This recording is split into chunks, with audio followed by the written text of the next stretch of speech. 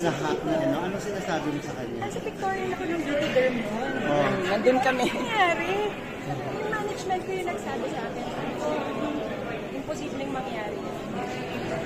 Hindi siya gano'n. Hindi siya gano'n. Sa tagal namin magkasama. Sa tagal na yung pagkakilala ko sa kanya. Hindi siya naging.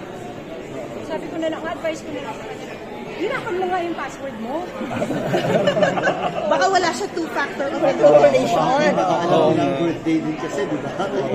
So, nung nakausap ko niya, anong sabi niya? Tumatawa lang. Wala naman siyang ano. Sabi niya, wala ganun talaga. Anong gagawin ko? Pero ikaw Kasi niya na nabawi yung account niya.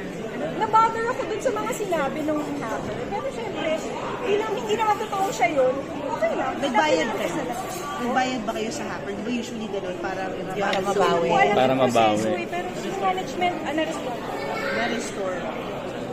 And may festival entry si Dennis. Ano yung support na, gaano kalaki yung support na binibigay mo? Very happy. Tagal na nung hindi niya nagawa siya ng isang proyekto for Jimmy. And excited ako nito dahil nabasa ko rin yung story. Napakaganda yung story. Deserve naman. Oo naman, bagay na bagay sa kanya. At siyempre, you have your movie also, no? Ay, opo. Yung All About My Wife po. Hindi pa po namin alam kung ano yung, kailan po talaga siya yung airing niya. Sorry. Hindi po namin alam kung kailan yung release ng movie. Pero this year, definitely. What projects are you drawn to right now? Yung movie, yung All About My Wife, under creation. And gumagawa rin po ako ng album ngayon under Star Music.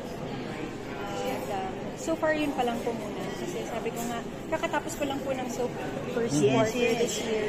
And gusto ko rin mag-focus sa aking maliit pa na baby. Yung nga katulad, sabi ko, hindi ko na-experience ito kay Jazz. So ngayon, ini-enjoy ko talaga. Are you attending the gala? Abangan.